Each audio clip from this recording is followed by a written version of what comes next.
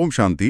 प्यारे रूहानी भाई बहनों, आज 28 मार्च 2026 के हम बाबा के अनमोल मधुर महावाक्य सुनेंगे। ओम शांति। जरा सोचिए, अगर हमारी जिंदगी में एक ऐसा मैजिक इरेजर या सोखता हो, जिसे ब्लॉटिंग पेपर कहते हैं, जिसे बस मन पर रखते ही हमारे बचपन से लेकर आज तक की सारी कड़वाहट, सारी चिंताओं और भारीपन के दाग एकदम एक पल में गायब हो जाएं तो कैसा लगेगा? वाह, ये विचार ही मन को कितनी गहरी शांति देता है। अक्सर हम अपने पुराने स्वभाव और जो हमारे संस्कार हैं ना, उनसे लड़ते लड़ते बहुत थक जाते हैं। जी बिल्कुल, बहुत थकान हो जाती है। आज बाबा बिल्कुल उसी इरेजर की तकनीक हमें सिखा रहे हैं। तो आइए आज के इस रूहानी यात्रा की शुरुआत में अपनी सारी भागदौड़ को एक पल के लिए थाम लें। स्वयं को इस भ्रुकुटी के बीच चमकता हुआ एक चैतन्य सितारा महसूस करें। हाँ, जब हम इस आत्मिक स्मृति में टिक जाते हैं ना, तो ऐसा महसूस होता है जैसे शिव बाबा का वो असीम, एकदम निस्वार्थ प्रेम हमें चारों ओर से घेर रहा है। जी हाँ, वही प्रेम हमारे जन्म जन्मांतर की जो थकान है ना, उसे मिटाता है। इसी असीम प्रेम को महसूस करते हुए मन को पूरी तरह एकाग्र कर आज के मीठे महावाक्यों के सार की ओर चलते हैं। बिल्कुल। बाबा कहते हैं, मीठे बच्चे, हर एक के पाप चूसने वाला फर्स्ट क्लास ब्लॉटिंग पेपर एक शिव बाबा है, उसको याद करो तो पाप खत्म हो। ये ब्लॉटिंग पेपर यानी सोखते का जो उदाहरण है, ये बहुत ही अनोखा है ना? बचपन में हम देखते थे कि कॉपी पर अगर स्याही गिर जाए तो सोखता रखते ही वो बिना किसी रगड़ के सारी स्याही अपने अंदर खींच लेता था। जी, यही इस उदाहरण की सबसे बड़ी गहराई है। बाबा ये नहीं कहते कि तुम खुद ही रगड़ रगड़ कर अपने पापों या जो भी कमजोरियों के दाग है ना, उनको मिटाओ। सही कहा। अक्सर हम अपनी कमियों को लेकर खुद से ही युद्ध करने लगते हैं कि मैं ऐसा क्यों हूं, मुझे गुस्सा क्यों आता है। वो जो संघर्ष है ना, वो आत्मा को और थका देता है। बिल्कुल थका देता है। लेकिन एक बात सोचिए, सुनने में तो ये बहुत जादुई लगता है कि बस याद किया और दाग मिट गए। क्या सच में सदियों पुराने संस्कार सिर्फ याद करने से मिट सकते हैं? क्या ये इतना सहज है? ये एक बहुत स्वाभाविक प्रश्न है जो हमारे कई श्रोता भाई बहनों के मन में भी आ रहा होगा। इसका मनोवैज्ञानिक कारण बहुत स्पष्ट है। जब हम अपनी कमियों के बारे में सोचते हैं तो हमारा पूरा ध्यान अंधेरे पर होता है। हाँ, और अंधेरे को अंधेरे से तो नहीं काटा जा सकता ना? एकदम सही। लेकिन जैसे ही हम शिव बाबा को याद करते हैं, हम अपना ध्यान उस परम प्रकाश की ओर मोड़ देते हैं। वह प्रकाश ही वो ब्लॉटिंग पेपर है जो स्वाभाविक रूप से उस भारीपन को चूस लेता है। क्या बात है! ये स्पष्टता बहुत जरूरी थी। यानी हमें अंधेरे से लड़ना नहीं है, बस स्विच ऑन करके रोशनी को आमंत्रित करना है। जी, आज के पूरे दिन के लिए यह सार हमारा सबसे बड़ा आधार बन सकता है। जब भी माया कोई भारीपन लाए, हमें तुरंत उस परम पिता को, उस ब्लॉटिंग पेपर को अपने मन के ऊपर रख लेना है। इस भारीपन या दागों की जड़ क्या है, इसे समझने के लिए आज के प्रश्नोत्तर की गहराई में चलते हैं। बाबा ने एक बहुत ही सूक्ष्म बात पूछी है। हाँ, बाबा कहते हैं, प्रश्न, आत्मा पर सबसे गहरे दाग कौन से हैं, उसको मिटाने के लिए कौन सी मेहनत करो? हम सभी श्रोताओं से कहेंगे कि एक पल के लिए रुकें और स्वयं के अंदर झांक कर देखें। आपके अनुसार हमारी आत्मा पर वो सबसे गहरा दाग कौन सा है? बाबा ने इसका बहुत ही स्पष्ट उत्तर दिया है। बाबा कहते हैं, उत्तर, आत्मा पर देह अभिमान के बहुत गहरे दाग पड़े हुए हैं। घड़ी घड़ी किसी देहधारी के नाम रूप में फंस पड़ती है। बाप को याद न कर देहधारियों को याद करती रहती, एक दो के दिल को दुख देती है। इस दाग को मिटाने के लिए देही अभिमानी बनने की मेहनत करो। देह अभिमान को सबसे गहरा दाग कहना ये दर्शाता है कि क्रोध, लोभ या मोह सिर्फ शाखाएं हैं। उनकी जो असली जड़ है ना, वो ये देहाभिमान ही है। जी। पर ये देहाभिमान असल में काम कैसे करता है? क्यों ये सबसे गहरा दाग है? हाँ, क्योंकि जब हम खुद को ये नश्वर देह मान लेते हैं ना, तो हम अपनी पूरी पहचान बाहरी चीजों से जोड़ने लगते हैं, जैसे मेरी शक्ल, मेरी नौकरी, मेरी तारीफ, मेरा रुतबा। हाँ, और क्योंकि ये सभी चीजें अस्थायी हैं, तो हम निरंतर एक असुरक्षा में, एक इनसिक्योरिटी में जीते हैं। बिल्कुल, और यही असुरक्षा हमें दूसरों से तुलना करने पर मजबूर करती है। हम अनजाने में ही किसी की विशेषता या शक्ल में इतना उलझ जाते हैं कि एक बाप की याद भूल जाती है। जब हमारी दृष्टि में देह है तो कहीं ना कहीं अपेक्षाएं जन्म लेती ही हैं। और जहां अपेक्षाएं हैं वहां टकराव होना निश्चित है। इसीलिए बाबा ने कहा कि इसका परिणाम ये होता है कि हम एक दो के दिल को दुख देते हैं। जी, जब तक मैं खुद को शरीर समझ रही हूं, मैं दूसरे को भी शरीर ही समझूंगी, और शरीरों के बीच कभी निस्वार्थ प्रेम नहीं हो सकता। वहां लेन देन का हिसाब होता है, जो जो दुख का कारण बनता है। ये बात तो सीधे दिल पे लगती है। इसलिए बाबा ने इस दाग को मिटाने की मेहनत भी बता दी। देही अभिमानी बनने की मेहनत, ये अपनी वृत्ति को, अपनी देखने की दृष्टि को बदलने का निरंतर पुरुषार्थ है। बिल्कुल भाई जी। तो चलिए इसी देही अभिमानी स्थिति के चश्मे से हम बाबा की आज की मुख्य शिक्षाओं को देखते हैं। पहली शिक्षा में बाबा इस ब्लॉटिंग पेपर के रहस्य को और भी स्पष्ट करते हैं। हाँ, बाबा कहते हैं जब कोई चीज पर स्याही व तेल गिर जाता है तो ब्लॉटिंग पेपर सोखता रखते हैं, वह सारा चूस लेता है। पतितों को पावन करने वाला एक ही शिव बाबा ब्लॉटिंग पेपर है भी छोटे से छोटी एक बिंदी। इस महावाक्य में दो चीजों का बहुत गहरा कॉन्ट्रास्ट है। एक तरफ हमारे जन्म जन्मांतर के जिद्दी तेल और स्याही जैसे पाप, जो सारे ब्रह्मांड जितने बड़े लगते हैं। और दूसरी तरफ उन्हें भस्म करने वाले का स्वरूप क्या है? छोटे से छोटी एक बिंदी। जी, यही तो इस ईश्वरी ज्ञान की सबसे बड़ी सुंदरता है। बाबा का ये जो सूक्ष्म स्वरूप है ना, ये हमें भटकाव से बचाता है। मनुष्य का मन हमेशा बड़ी और भव्य चीजों से प्रभावित होता है, लेकिन सबसे ज्यादा शक्ति एकाग्रता में है। सही कहा। बिंदु को याद करना सबसे सहज है, क्योंकि वो हमारी अपनी आत्मा के स्वरूप जैसा ही है। बिल्कुल। जब हम इसे वास्तविक जीवन में उतारते हैं तो कभी-कभी हमसे कोई बहुत बड़ी भूल हो जाती है। तब अपराध बोध हमें घेर लेता है और लगता है कि ये दाग कभी नहीं मिटेगा। उस समय यह समझना जरूरी है कि वो बिंदी स्वरूप शिव बाबा कोई साधारण बिंदु नहीं, बल्कि सर्वशक्तिमान है। जी हाँ, इसलिए आज हर श्रोता भाई बहन ये स्वचिंतन करे, क्या मैं अपने अपराध बोध की स्याही को खुद ही साफ करने की कोशिश में अपनी ऊर्जा नष्ट कर रहा हूं, या फिर उस सर्वशक्तिमान बिंदी शिव बाबा को याद कर एक सेकंड में वो बोझ उन्हें सौंप रहा हूं। बहुत गहरी बात है। इस बोझ को सौंपने की प्रक्रिया वास्तव में शरीर के स्तर पर नहीं, बल्कि आत्मा के स्तर पर कैसे होती है, ये बाबा ने अगली शिक्षा में बहुत वैज्ञानिक तरीके से समझाया है। बाबा कहते हैं काम का पाप देह अभिमान का तो पहले नंबर पाप है, जो सबसे खराब है। अब बाप कहते हैं देही अभिमानी बनो। जितना मामेकम याद करोगे तो जो तुम्हारे में खाद पड़ी है वो भस्म होगी। यहाँ बाबा ने एक बहुत ही शक्तिशाली शब्द इस्तेमाल किया है, खाद। जैसे सोने में तांबा या अन्य धातुएं मिल जाएं तो उसकी चमक कम हो जाती है ना। बिल्कुल, वैसे ही आत्मा रूपी सोने में देह अभिमानी की खाद पड़ने से हमारी रूहानी चमक छिप गई है। इस खाद वाले उदाहरण को अगर गहराई से समझें तो जैसे पानी में नमक घुल गया हो, आप उसे किसी छन्नी से छानकर अलग नहीं कर सकते। उसे अलग करने के लिए ताप की हीट की ही जरूरत होती है, ताकि पानी वाष्पीकृत हो जाए और नमक छूट जाए। एकदम सटीक तुलना है ये। और आत्मा के लिए वो ताप है मामेकम याद, यानी योग अग्नि। अग्नि में ही खाद जलकर भस्म होती है और सच्चा सोना निखर कर आता है। जी, जब हम मामेकम यानी सिर्फ एक बाबा की याद में टिकते हैं तो वो एकाग्रता, एक आध्यात्मिक ऊर्जा पैदा करती है जो आत्मा के अंदर रचे बसे पुराने विकारों को जला देती है। बिल्कुल। व्यवहारिक जीवन में ये अग्नि कैसे काम करती है? मान लीजिए किसी ने ऑफिस में आपका अपमान कर दिया, आपके अंदर का देह अभिमान एकदम से जाग जाता है, गुस्सा आता है। हाँ, वो गुस्सा वास्तव में ये दिखा रहा है कि अंदर खाद मौजूद है। जी हाँ, और वही वो समय है जब हमें इस योग अग्नि को प्रज्वलित करना है। उस अग्नि में उस अपमान के एहसास को, उस मैं और मेरेपन को भस्म करना है। महसूस करना है कि मैं तो एक पवित्र आत्मा हूँ, ये अपमान तो इस बाहरी देह का हुआ है।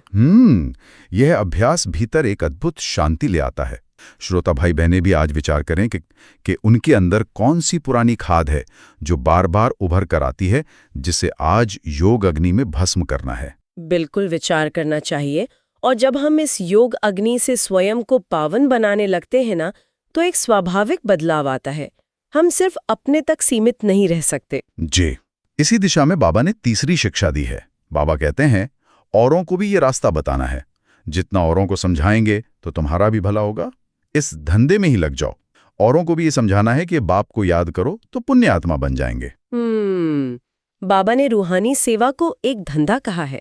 दुनियावी धंधे में इंसान ये सोचता है कि मैं कम दूं और मुझे ज्यादा मिले। हाँ, लेकिन ये ईश्वरीय व्यापार ऐसा है जहां दूसरों का भला करने में हमारा अपना सबसे बड़ा फायदा छिपा हुआ है। जी, लेकिन ईमानदारी से कहूं तो कई बार ये ख्याल आता है कि जब हम खुद ही पूरी तरह से पावन नहीं हुए हैं, हमारे अंदर ही अभी खाद बाकी है, तो हम दूसरों को ये रास्ता कैसे दिखाएं?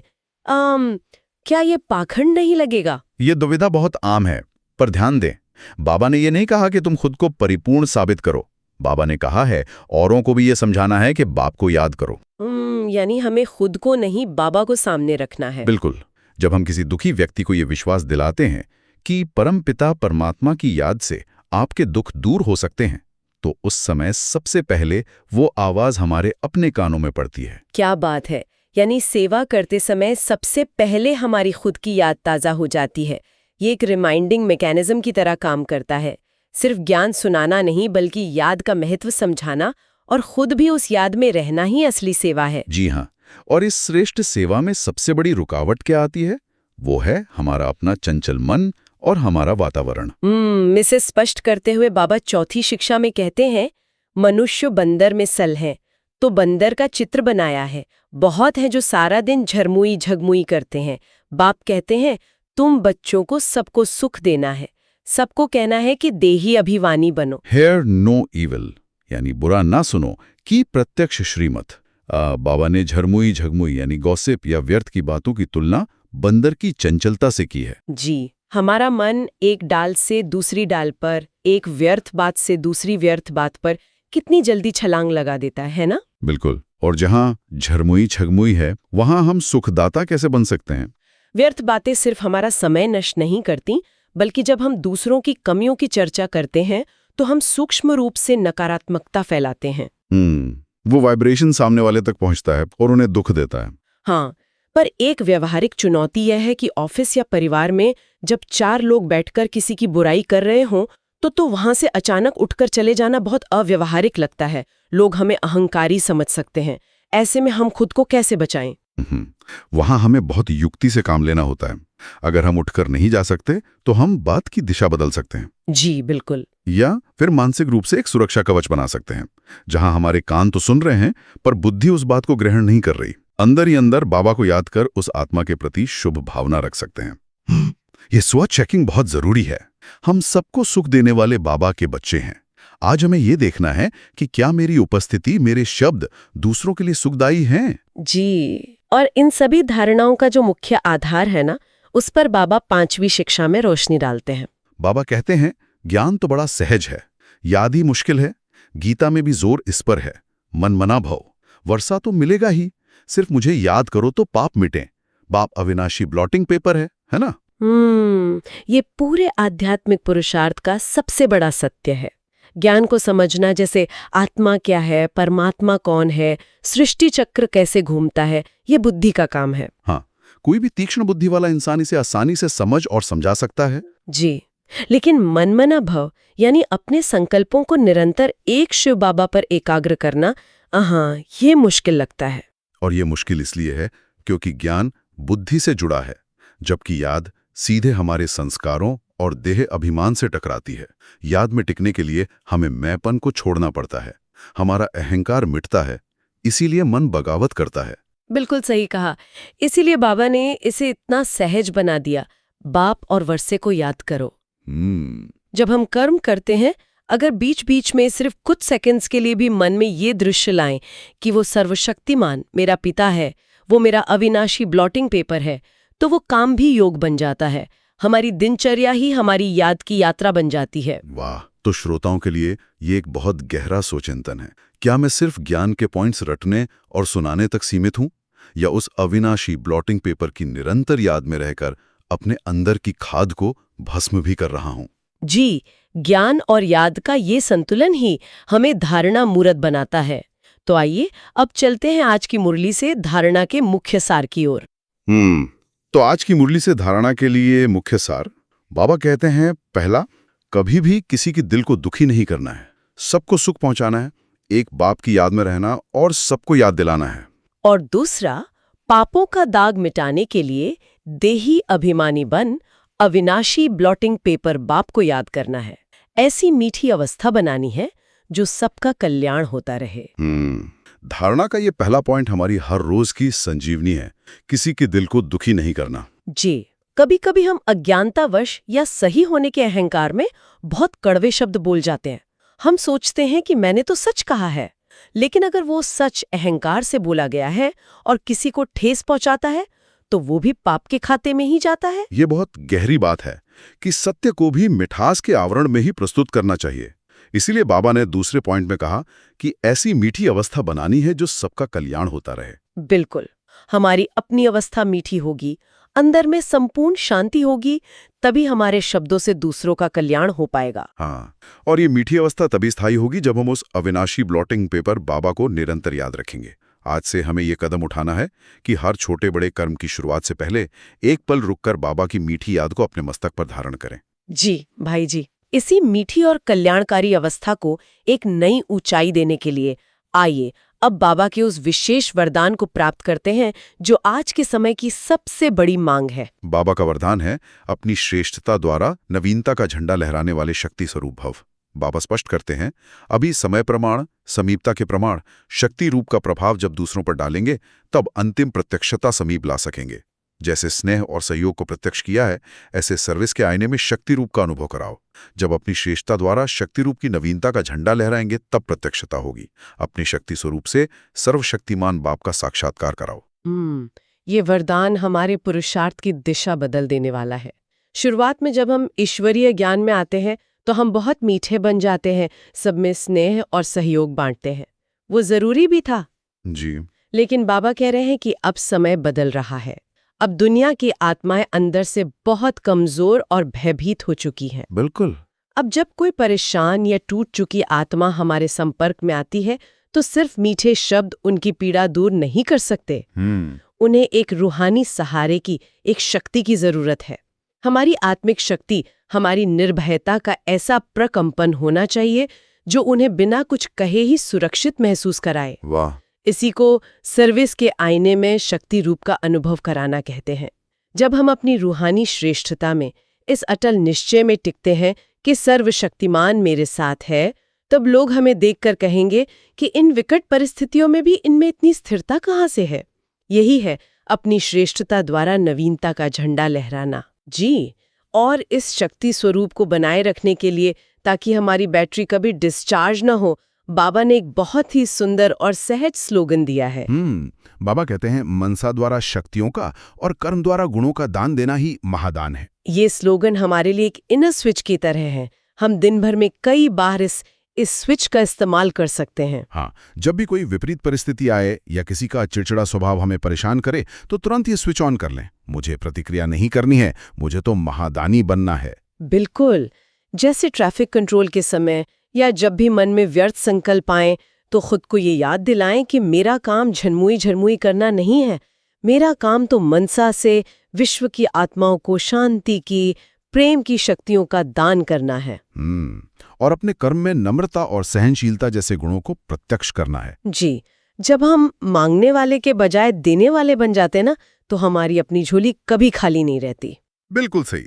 इसी दातापन की स्थिति को और परिपक्व बनाने के लिए अब सुनते हैं अव्यक्त बाप दादा के वो सूक्ष्म और प्यारे इशारे जो हमारी आत्मा को फरिश्ता बना देते हैं। अव्यक्त इशारे। निश्चय के फाउंडेशन को मजबूत कर सदा निर्भय और निश्चिंत रहो। बाबा आगे कहते हैं, बाप का बच्चों में पूरा फेथ है कि यही मेरे बच्चे विघ्न विनाशक आत्माएं हैं, पूज्य आत्माएं हैं। ये बच्चे बाप से भी आगे हैं, निमित्त बने हुए, सदा बाप को भी निश्चिंत करने वाले हैं, सदा खुशखबरी सुनाने वाले, हर एक विशेष है। स्वयं में भी ऐसा फेथ रख, इसी स्मृति स्वरूप में रहो तो विजयी बन जाएंगे। वाह बाबा, जरा सोचिए, स्वयं भगवान सर्वशक्तिमान परमात्मा हम कमजोर बच्चों पर कितना अगाध फेथ रख रहे हैं। जी, वो हमें हमारी वर्तमान कमियों से नहीं, बल्कि हमारे संपूर्ण विघ्न विनाशक और पूज्य स्वरूप से देख रहे हैं। ये इशारा हमारी सबसे बड़ी बीमारी स्वयं पर संदेह का इलाज है। हम अक्सर अपनी छोटी छोटी गलतियों को देखकर उदास हो जाते हैं, सोचने लगते हैं कि मेरा तो कुछ नहीं हो सकता। हाँ, लेकिन बाबा कहते हैं कि जब मुझे तुम पर इतना विश्वास है कि तुम बाप से भी आगे जाने वाले बच्चे हो, तो तुम्हें स्वयं पर विश्वास क्यों नहीं है? जब हम इस अव्यक्त इशारे को गहराई से स्वीकार कर लेते हैं तो भविष्य का सारा भय, सारी चिंताएं समाप्त हो जाती हैं। हम निमित्त बनकर निर्भय हो जाते हैं। यही स्मृति हमें हर विघ्न पर विजयी बना देती है। जी, इसी विजयी और शक्ति स्वरूप स्थिति को अपने रोम रोम में पक्का करने के लिए आइए अब हम स्वमान के अभ्यास की गहराई में उतरते हैं। आज की मुरली और वरदान के आधार पर हम 5 शक्तिशाली स्वमान का अभ्यास करेंगे। हमारा पहला स्वमान है, मैं देही अभिमानी पावन आत्मा हूँ। इस स्वमान को अनुभव करने के लिए अपना सारा ध्यान बाहरी दुनिया से समेटकर इस भ्रुकुटी के मध्य ले आएं। स्वयं को एक चमकता हुआ शुद्ध सफेद सितारा देखें। महसूस करें कि बाबा की योग अग्नि ने मेरे अंदर की सारी पुरानी खाद भस्म कर दी है और मैं एकदम पावन बन चुका हूँ। जी, इसे स्थायी बनाने के लिए दिन भर में जब भी कोई पुराना संस्कार सिर उठाए तो 1 सेकंड के लिए रुकें और इसी शुद्ध स्थिति में टिक जाएं। महसूस करें कि मैं इस देह और इसके विकारों से बिल्कुल न्यारी एक अति पावन ज्योति हूँ। और व्यवहारिक जीवन में जब भी आप किसी से मिलें या बात करें तो उनके शरीर या कमियों को ना देखें, उन्हें भी भ्रिकुटी में चमकती एक पावन ज्योति के रूप में देखें। आपका ये देही अभिमानी स्वरूप उनकी आत्मा को भी शांत करेगा। हमारा दूसरा स्वमान है, मैं मास्टर सुखदाता आत्मा हूँ जो सबको सुख देती है। हाँ, इस स्वमान का अनुभव करने के लिए महसूस करें कि शिव बाबा जो सुख के अथाह सागर हैं, उनकी किरणें मुझ में समा रही हैं। मैं उनकी संतान मास्टर सुखदाता हूँ। मेरे हर संकल्प से, हर श्वास से सुख और शीतलता की लहरें चारों ओर फैल रही हैं। जी, जब भी मन में किसी के प्रति कोई शिकायत आए या झरमुई झगमुई का वातावरण बने तो तुरंत खुद को याद दिलाएं, मेरा जन्म इस धरती पर दुख लेने या देने के लिए नहीं हुआ है। मैं मास्टर सुखदाता हूँ, ये मेरी रूहानी गरिमा है। व्यवहार में इसका प्रयोग करते हुए अगर कोई आपसे कड़वाहट से भी पेश आए तो आप अपने चेहरे की मुस्कान और आंतरिक शांति से उन्हें सुख का ही अनुभव कराएं। उनके दुख को सोख कर उन्हें सुख देना ही आपका असली रूहानी व्यापार है। बिल्कुल। तीसरा स्वमान है, मैं विघ्न विनाशक विजयी आत्मा हूँ। इस स्वमान को महसूस करने के लिए देखें कि सर्वशक्तिमान बाबा का वरदानी हाथ मेरे सिर पर है। उनकी असीम शक्तियां मेरे भीतर प्रवाहित हो रही हैं। मेरे सामने आने वाला कोई भी विघ्न मेरे इस रूहानी प्रकाश के सामने टिक नहीं सकता। वो बर्फ की तरह पिघल रहा है। जी, जब भी जीवन में कोई अचानक मुश्किल परिस्थिति आ जाए तो घबराने के बजाय इस स्मृति में टिक जाए कि शिव बाबा को मुझ पर पूरा फेथ है। मैं कोई साधारण मनुष्य नहीं, मैं विघ्न विनाशक हूँ। हर परिस्थिति को पार करना मेरा जन्म सिद्ध अधिकार है। हाँ, ऑफिस में कोई नया प्रोजेक्ट शुरू करते समय या सेवा के क्षेत्र में आगे बढ़ते समय इसी विजयी स्वरूप के साथ कदम बढ़ाएं। आप देखेंगे कि आपके आत्मविश्वास से रास्ते अपने आप कैसे खुलते चले जाते हैं। हमारा चौथा स्वमान है, मैं शक्तियों और गुणों का महादान करने वाली दानी आत्मा हूँ। इस स्वमान के लिए अनुभव करें कि आप एक बेहद ऊंचे रूहानी पर्वत पर बैठे हैं और आपके मस्तक से शांति, प्रेम और क्षमा की किरणें निकलकर पूरे विश्व की प्यासी आत्माओं तक पहुंच रही हैं। आप एक निरंतर देने वाले महादानी हैं जिसे किसी से कुछ नहीं चाहिए। जी, जब भी आपको लगे कि मुझे कोई प्यार नहीं दे रहा या परिवार में मुझे सम्मान नहीं मिल रहा, तो उस मांगने वाली वृत्ति को छोड़ दें। इस स्वमान में टिक जाएं कि मैं तो दाता हूँ, मास्टर सागर हूँ। मुझे मांगना नहीं, सिर्फ भरपूर करना है। विशेष रूप से ट्रैफिक कंट्रोल के समय अपने मन से उन आत्माओं को क्षमा और दुआओं का दान दें जिनके साथ आपका हिसाब किताब कड़ा है। यह उन्हें भी बदल देगा। बिल्कुल। 5वां और अंतिम स्वमान है, मैं शक्ति स्वरूप प्रत्यक्षता का झंडा लहराने वाली आत्मा हूँ। इस अद्भुत अनुभव में स्वयं को अष्टभुजाधारी देवी या देवता के रूप में देखें, जिसके चेहरे पर अथाह शांति है और जिसके हर कर्म से ईश्वरीय शक्ति झलक रही है। आपकी ये आंतरिक श्रेष्ठता ही शिव बाबा को दुनिया के सामने प्रत्यक्ष कर रही है। जी, जब भी माया या पुरानी आदतें आपका नशा तोड़ने की कोशिश करें तो सिकुड़ने के बजाय इस शक्ति स्वरूप में तनकर स्थित हो जाएं। महसूस करें कि मैं कमजोर नहीं, मैं सर्वशक्तिमान की संतान हूं जो इस विश्व में नवीनता का झंडा लहराने के निमित्त है। हाँ, अपने घर में, अपने कार्यस्थल पर अपनी पवित्रता का एक ऐसा शक्तिशाली और अदृश्य आभा मंडल बनाएं कि जो भी आपके संपर्क में आए वो महसूस करे कि इन्हें ये अतीन्द्रिय शक्ति परमात्मा से ही मिल रही है। ये 5 स्वमान आज के दिन को पूरी तरह से योगयुक्त, निर्भय और शक्तिशाली बना देंगे। अगर हम आज की इस पूरी रूहानी चर्चा का भावपूर्ण चिंतन करें तो हम देखते हैं कि बाबा ने कितनी सहजता से हमारे मन के सारे बोझ को हटा दिया है। उन्होंने खुद को एक अविनाशी ब्लॉटिंग पेपर बताकर हमें खुद से लड़ने की थकावट से मुक्त कर दिया है। बिल्कुल। आज हमें किसी भी बात का, किसी भी गलती का बोझ अपने ऊपर नहीं ढोना है। वो जो देह अभिमान की, अहंकार और असुरक्षा की पुरानी खाद है, उसे बस मामे कम याद की प्रज्वलित अग्नि में स्वाहा कर देना है। जब हम अंदर से खाली और साफ होंगे तभी हम मास्टर सुखदाता बन पाएंगे। जी, और जब हमारी अवस्था इतनी मीठी और रूहानी होगी तभी हम दूसरों की झरमुई झगमुई से प्रभावित हुए बिना उन्हें अपनी शक्ति स्वरूप का अनुभव करा पाएंगे। यही हमारा सबसे बड़ा पुरुषार्थ है और यही बाबा को प्रत्यक्ष करने का तरीका है। प्यारे रूहानी श्रोता भाई बहनों, इस भागदौड़ भरी दुनिया में रोजाना अपनी आत्मिक स्मृति को ताज़ा रखना बहुत जरूरी है। अगर आप हर रोज इसी तरह बाबा की श्रीमत की गहराई में जाना चाहते हैं, इन अनमोल महावाक्यों के मनोवैज्ञानिक और रूहानी रहस्यों को अपने व्यवहारिक जीवन में उतारना चाहते हैं, तो हमारे साथ इस चैनल पर रोज जुड़ें। इसे सब्सक्राइब करें। ये रोज सुबह स्वयं को बाबा के निस्वार्थ प्यार से भरने का एक बहुत ही सुंदर और सहज साधन है। अच्छा, ओम शांति।